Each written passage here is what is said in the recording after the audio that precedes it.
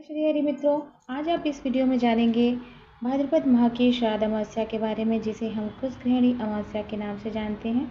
कुशग्रहणी अमावस्या को अलग अलग जगहों पर अलग अलग नाम से पुकारा जाता है, जैसे कि कुशग्रहणी अमावस्या, कुशघनी अमावस्या और कहीं कहीं पर पिठोरी अमावस्या के नाम से भी जाना जाता है। तो आइए जानते हैं कि अमावस्या तिथि कब पड़ रही है, दान और स्नान का शुभ मुहूर्त क्या है और इस अमावस्या तिथि का इतना महत्व क्यों है। वैसे तो हिंदू धर्म में अमावस्या तिथि का विशेष महत्व है। यह तिथि पितरों को समर्पित होती है, लेकिन आज हम इस वीडियो में बात करने जा रहे हैं भादो माह की अमावस्या, पिठोरी अमावस्या के बारे में।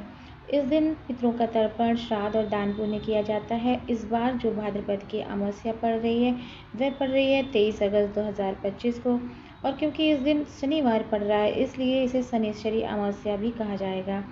इस दिन विशेष रूप से शनिदेव और पितरों की पूजा करने से पितरों की और देवताओं की प्रसन्नता प्राप्त होती है, कृपा प्राप्त होती है। तो आइए जानते हैं भाद्रपद अमावस्या, पिठोरी अमावस्या के शुभ मुहूर्त और स्नान दान आदि के बारे में। इससे पहले यदि आप चैनल पर नए हैं तो प्लीज़ चैनल को सब्सक्राइब कर लीजिए। जानकारी ज्ञानवर्धक लगती है तो वीडियो को लाइक और शेयर भी कीजिए। तो भाद्रपद अमावस्या की तिथि 22 अगस्त शुक्रवार को सुबह 11:55 पर आरंभ होगी और तिथि का समापन होगा 23 अगस्त शनिवार के दिन सुबह 11:24 पर। तो उदया तिथि के अनुसार भादो मास की यह अमावस्या 23 अगस्त को ही मनाई जाएगी। उसी दिन स्नान दान का जो मुहूर्त होगा वो सुबह 4:26 से शुरू होकर 5:10 तक रहेगा। आइए जानते हैं भाद्रपद अमावस्या का इतना महत्व क्यों है। मित्रों, भाद्रपद अमावस्या के दिन धार्मिक कार्यों के लिए कुशा एकत्रित किए जाते हैं, इसलिए इसे कुशग्रहणी अमावस्या, कुशघनी अमावस्या या कुशा अमावस्या भी कहा जाता है। शास्त्रों के अनुसार इसे कुशोत्पाटनी अमावस्या भी कहा गया है। इस दिन पितृदोष से मुक्ति पाने के लिए पवित्र नदी में अमावस्या के दिन स्नान किया जाता है, दान किया जाता है। कहा जाता है इस दिन बहते जल में तिल प्रवाहित करना बहुत शुभ होता है। तो भादो अमावस्या पर नदी के तट पर पिंडदान करना भी शुभ होता है। साथ ही इस दिन अपने पितरों के निमित्त ब्राह्मण भोज आदि भी कराने चाहिए।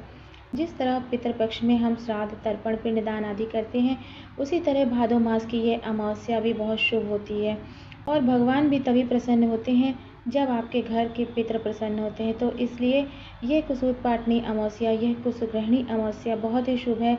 इस दिन का लाभ अवश्य उठाएं।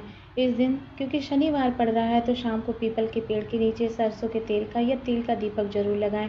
अपने पितरों का स्मरण करें, पितृ चालीसा, पितृ सूक्त आदि का पाठ करें, पीपल के वृक्ष की 7 परिक्रमा अवश्य लगाएं। आइए जान लेते हैं कि कुश घास को एकत्र करने के क्या नियम है और उसका तरीका क्या है और कुश घास को आज के दिन ही क्यों उखाड़ा जाता है।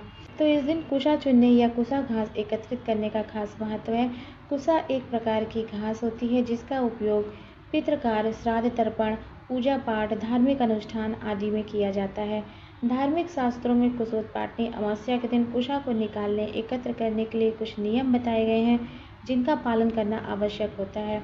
वैसे तो शास्त्रों के अनुसार अमावस्या के दिन किसी भी फूल, पत्र आदि को तोड़ना ब्रह्म हत्या के समान माना गया है, लेकिन यह कुशोत्पाटनी अमावस्या विशेष अमावस्या है। इस दिन आप कुशा को एकत्रित कर सकते हैं, उखाड़ करके रख सकते हैं। वैसे तो शास्त्रों में 10 प्रकार की कुशा का वर्णन किया गया है।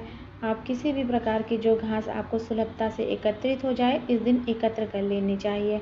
आइए जानते हैं कुशा को निकालने का नियम क्या है। तो कुशा को निकालने के लिए, इस कर्म के लिए सूर्योदय का समय सबसे उचित रहता है। सूर्योदय में ही आपको कुशा घास एकत्रित करनी चाहिए। उत्तर दिशा की ओर मुख करके बैठना चाहिए और मंत्र उच्चारण करते हुए दाहिने हाथ से एक बार में ही कुशा को, जितनी भी कुशा एक बार में निकल आए उतनी निकालनी चाहिए। मंत्र इस प्रकार है: विरंचिना सहोत्पन्न परमेष्ठिन्नी सर्गज नुद सर्वाणि पापानि दर्भ स्वस्ति करो भव। तो इस मंत्र को बोलते हुए, यदि आप मंत्र नहीं बोल सकते तो क्षमा प्रार्थना करते हुए कुशा को आप एकत्रित कीजिए, उखाड़ लीजिए। लेकिन कुशा उखाड़ते समय यह ध्यान रखना चाहिए कि घास को सिर्फ एक ही हाथ से एकत्रित करना है और इसे किसी भी हथियार औजार से नहीं काटना है, सिर्फ आपको उखाड़ना है जमीन से। उसकी पत्तियां पूरी होनी चाहिए, आगे का भाग टूटा ना हो, जड़ टूटी ना हो। इस दिन पिथौरा अमावस्या को देवी दुर्गा की पूजा आराधना का भी प्रावधान है। तो शास्त्रों के अनुसार इस दिन माँ पार्वती ने इंद्राणी को इस व्रत का महत्व बताया था। विवाहित स्त्रियों द्वारा संतान प्राप्ति और अपने संतान के कुशल मंगल के लिए इस दिन उपवास भी करना चाहिए। इस दिन अपनी तिजोरी में कुशाघास को रखने से जीवन में सुख, समृद्धि और आर्थिक संपन्नता आती है। तो ये रही जानकारी कुश उत्पाटनी अमावस्या, पिथौरा अमावस्या के बारे में। यदि आपको कोई और भी जानकारी चाहिए तो आप कमेंट बॉक्स में हमसे पूछ सकते हैं। जानकारी कैसी लगी? यदि ज्ञानवर्धक लगी हो तो वीडियो को लाइक और शेयर कीजिए। हमारे चैनल पर बनी रहिए, ऐसे ही वीडियोस हम आपके लिए लाते रहते हैं। तब तक के लिए धन्यवाद।